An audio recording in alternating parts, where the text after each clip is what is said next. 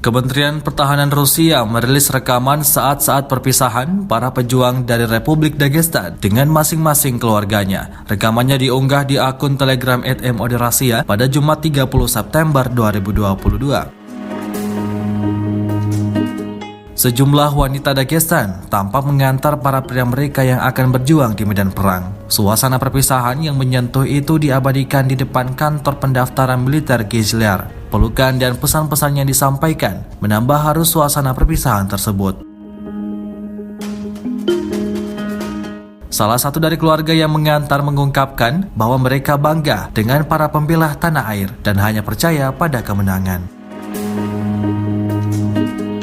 Sejauh ini selama invasi berlangsung, Rusia secara total merilis 307 pesawat Ukraina, 155 helikopter, dan 2.107 kendaraan udara tak berawak, serta sistem rudal anti pesawat dieliminir oleh pasukan Vladimir Putin.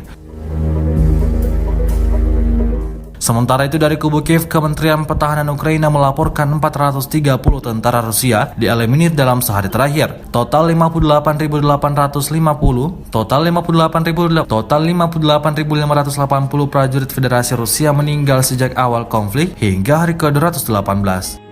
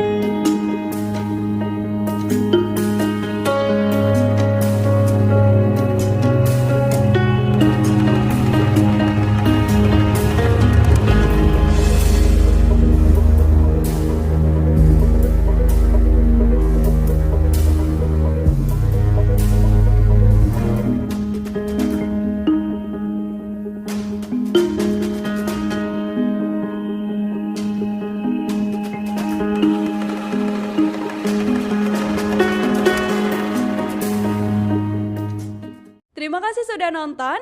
Jangan lupa like, subscribe, dan share ya.